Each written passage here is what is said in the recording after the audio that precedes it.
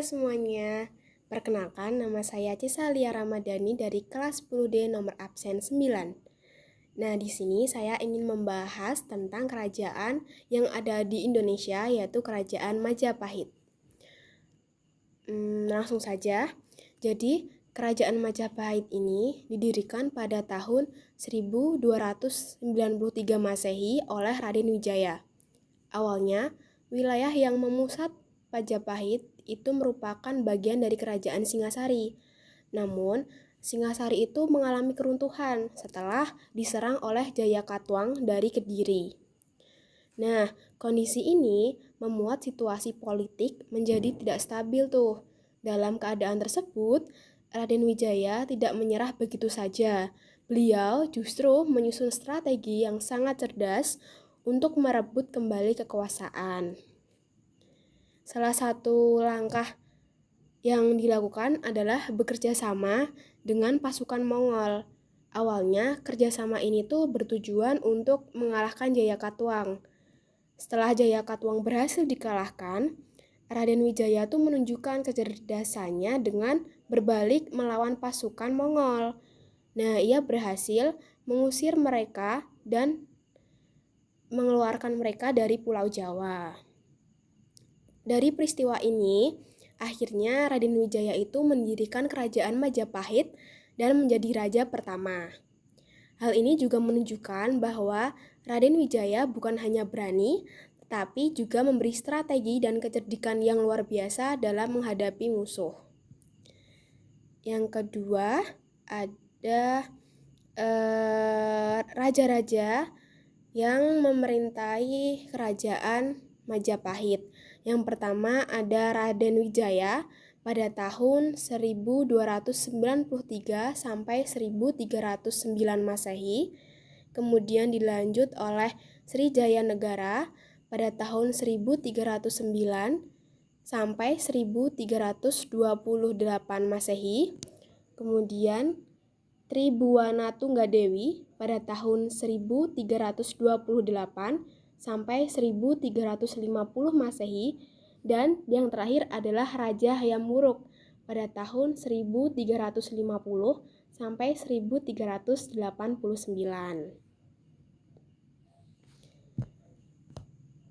Selanjutnya, Kerajaan Majapahit mencapai puncak kejayaannya pada pemerintahan Hayam Wuruk, yaitu sekitar tahun 1350 sampai 1389 Masehi.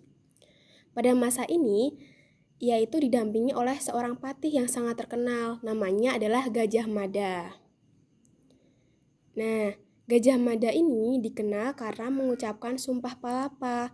Karena apa? Jadi isi janjinya yang diucapkan itu adalah dia tidak akan menikmati kenikmatan dunia sebelum berhasil menyatukan seluruh wilayah Nusantara. Sumpah ini juga menunjukkan semangat serta tekad yang kuat untuk mempersatukan wilayah-wilayah yang tersebar di Nusantara. Nah, berkat kerjasama yang sangat baik antara Hayam Wuruk dan Gajah Mada tersebut, Majapahit ini berkembang menjadi kerajaan yang sangat besar dan kuat. Wilayah kekuasaannya juga meliputi hampir seluruh Nusantara ya, bahkan hingga ke beberapa wilayah Asia Tenggara. Selain itu, letak Majapahit yang strategis itu juga membuat menjadi pusat perdagangan internasional. Banyak perdagangan dari berbagai daerah, bahkan dari luar negeri, datang untuk berdagang di sana. Hal ini menyebabkan perekonomian Majapahit itu berkembang pesat. Tidak hanya dalam bidang ekonomi, budaya Majapahit juga mengalami perkembangan dan sangat maju, dari mulai seni, sastra, arsitektur, maupun sebagainya. Dan dari situ, menjadikan Majapahit ini sebagai salah satu kerajaan terbesar dan paling berpengaruh dalam sejarah Indonesia. Seperti itu teman-teman. Selanjutnya, ada fase kemunduran Kerajaan Majapahit. Dan setelah mengalami masa kejayaannya tadi, kerajaan Majapahit itu mulai mengalami kemunduran. Salah satu penyebab utamanya adalah wafatnya Hayam Wuruk dan Gajah Mada. Setelah kedua tokoh penting itu meninggal, tidak ada lagi lah pemimpin yang mampu menjaga persatuan wilayah yang kuat. Setelah itu, muncullah beberapa konflik internal yang cukup besar, seperti Perang Saudara yang dikenal dengan Perang Paregreg. Nah, jadi perang ini itu terjadi karena perebutan kekuasaan antara Bre Wirabumi dan Wirawamardana. Perang Paregreg ini berlangsung cukup lama ya, dan menyebabkan banyak kerugian. Tidak hanya melemahkan kekuatan militer, tetapi juga merusak stabilitas kerajaan tersebut. Nah, dari situ akibatnya persatuan yang sebelumnya kuat lama-lama tuh mulai meruntuh. Kemudian terdapat juga konflik internal muncul yang menyebabkan kekuatan-kekuatan baru gitu loh.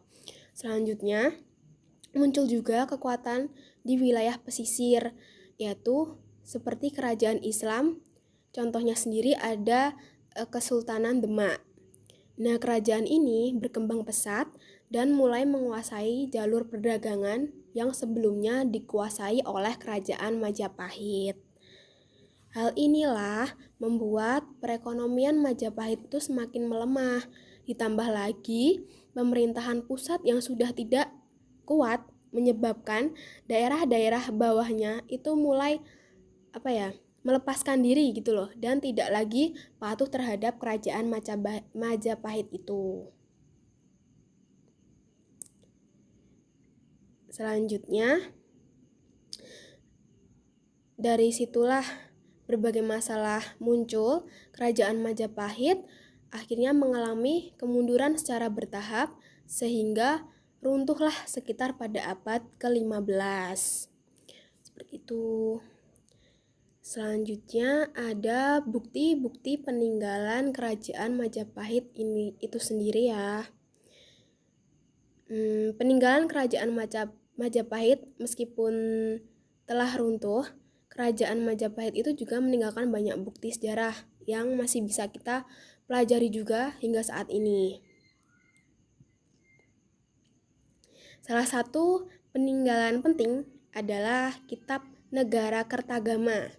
Nah, kitab ini ditulis oleh Empu Prapanca dan berisi tentang keadaan Majapahit, wilayah kekuasaan, serta perjalanan Raja Hayam Wuruk. Dari kitab ini, kita mengetahui betapa luasnya dan kuatnya juga ya Majapahit pada masa itu. Selanjutnya, yang kedua ada kitab Sotasoma yang ditulis oleh Empu Tantular.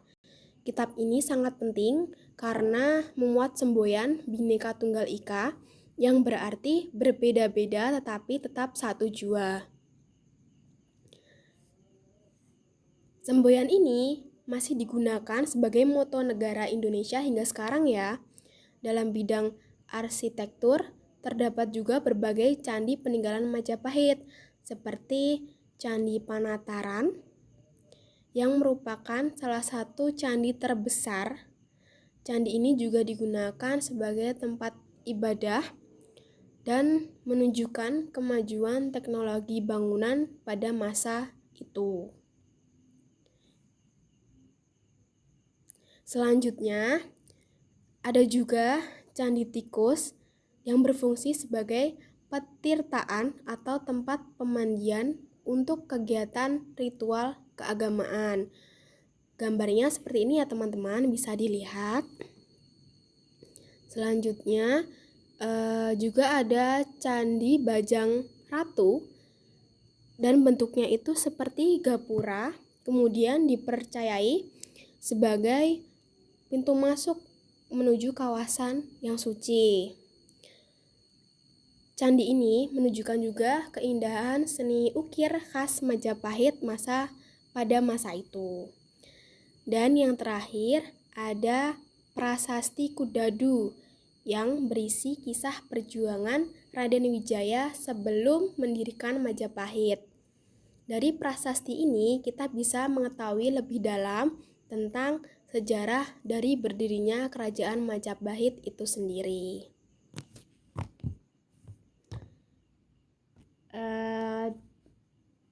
Di sini saya juga menggunakan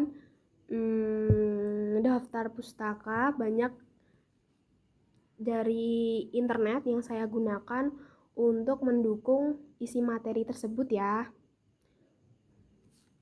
Oke teman-teman semuanya, itu saja pembahasan dari saya. Apabila ada salah kata, mohon maaf. Terima kasih atas perhatiannya.